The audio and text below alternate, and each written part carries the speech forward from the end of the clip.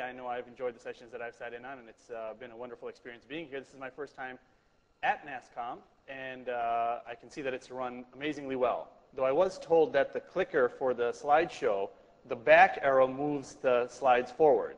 So I think that's interesting at an IT conference. Anyway, I'm going to be talking about negotiating from a position of weakness. And I've been studying negotiations for many years. I've been teaching negotiations for many years. I've been consulting with companies on negotiation strategy for many years. But most of what I know about this topic I've learned over the last year and a half. And the reason is a year and a half ago I got married. And I've been negotiating from a position of weakness ever since. Of course, the actual title of this topic is negotiating to win from a position of weakness, and that's something a little bit different. I'm going to be talking about a number of ideas that might help you think about how to negotiate, how to strategize when you're not dealt the hand that you would have liked to have been dealt. In life, there are situations when you have very good alternatives, you have a lot of strength, you have the ability to structure the kind of deal that you want, and then there are situations where other people have a stronger hand. And the question is, how can you negotiate most effectively in those situations? Now, as I was drawing up the ideas for this talk, one of the things that occurred to me was, I've been writing a book on negotiation which comes out later this year, and one of the chapter titles is Negotiating from a Position of Weakness. But this chapter is actually chapter 12 in that book. All right? And the question to me was, why are we starting with chapter 12? I have about 30 minutes to talk about negotiations, and we're talking about a topic that in our book we don't address till chapter 12. And here's sort of an outline of some of the chapters. And negotiating from a position of weakness is embedded right between strategies for confronting lies and deception and what to do when things get ugly, dealing with irrationality, anger, threats, ultimatums, and egos. It just so happens that these topics, which show up a little bit later in the book, are the kinds of things that most people want to know about immediately when you start talking about negotiation. They'll say, yes, we've been negotiating for quite a while. We know a lot about negotiation. Thank you very much. But what we really have a problem with is when the other side is being irrational, or when we have no power, or when egos get involved. Is there anything we can do about that? And that's the sort of discussion I started having with the folks at NASCOM when we started talking about what is it that I should talk about that might be of interest to such a diverse group of people in this industry. So we're talking about chapter 12. We're talking about negotiating from a position of weakness. And when we do training for executives at a company, or when I teach at the Harvard Business School, whether it's an executive course or an MBA course, we usually have many, many days to talk about negotiations. And today we have 30 minutes. And so the question is, what can I actually cover, even on such a specific topic, in 30 minutes? And what I hope to do in these 30 minutes, through a series of anecdotes, of some stories, of some personal experiences, and some principles and strategies, is paint a picture for you that gives you a little bit more confidence the next time you find yourself in a position of weakness, so that you don't throw up your hands and give up too easily. And maybe even give you some strategies that might work in your situation. So let's see if we can do any of that.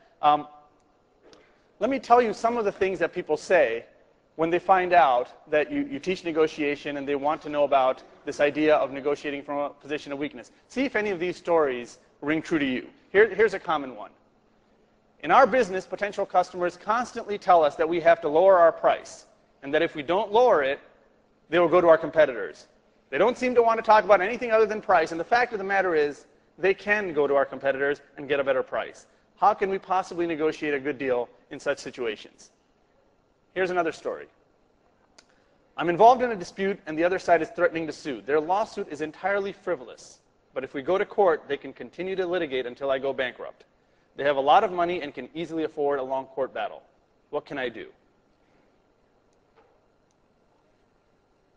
My country is a small player on the world stage. When it comes to negotiating economic or political international agreements, we are constantly being pushed around. More powerful countries overlook our interests, and we practically have to plead for what we most desperately need. Is there some way to improve our position? These are the kind of stories that I hear in my line of work, and I'm going to be addressing these ideas and some more as we go forward. So let's start. How to negotiate effectively even when you are weak. I'm going to start talking about this by telling you a story. It's a story about something that took place about 100 years ago. Some of you may know that there was a president of the United States in the early 1900s. His name was Theodore Roosevelt. And he had been president for 2 terms, from 1900 to 1908.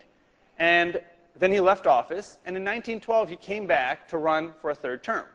And he came back because he wasn't happy with what his successor, Taft, was doing in the presidency. So he came back, and he's waging a campaign to regain the presidency in 1912. And things are going okay, but it's a very competitive time because there's 3 primary candidates going for the presidency. But things are going okay until one day when his campaign manager wakes up and discovers that they have made a huge mistake. And the mistake is the following. They've gone ahead and printed 3 million copies of a brochure to be handed out. And the brochure has Theodore Roosevelt's speech on one side and a picture of Roosevelt on the other side. The mistake that they made is that they never got permission from the photographer to use the photograph. And they do a little bit of research, and they discover that by copyright law, the photographer can charge them or sue them for $1 per copy.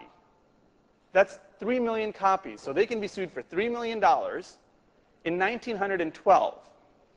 Now, $3 million in 1912 is about 60 million to 200 million, depending on which index you use, in today's dollars.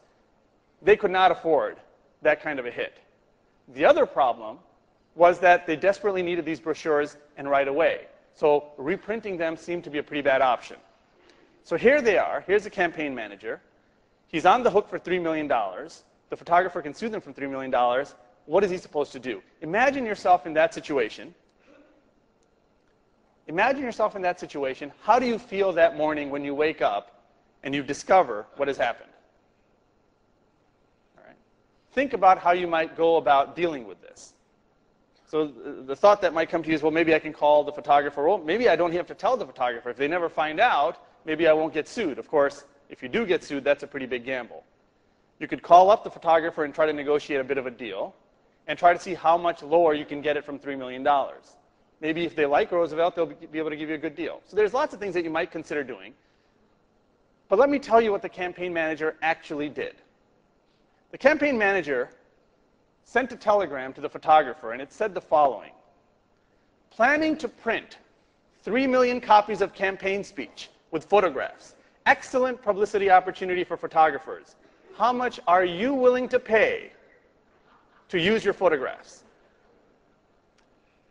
The response comes in: appreciate opportunity but can only afford to pay $250.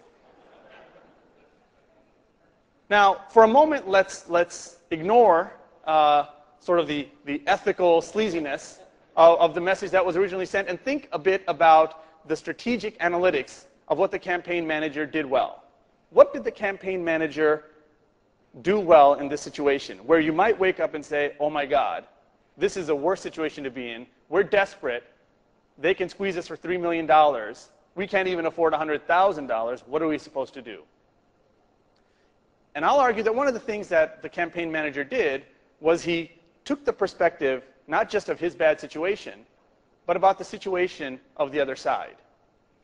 My situation is bad. My alternatives are very weak. But let's for a moment think about their alternatives. Or in other words, what's the value that I bring to them?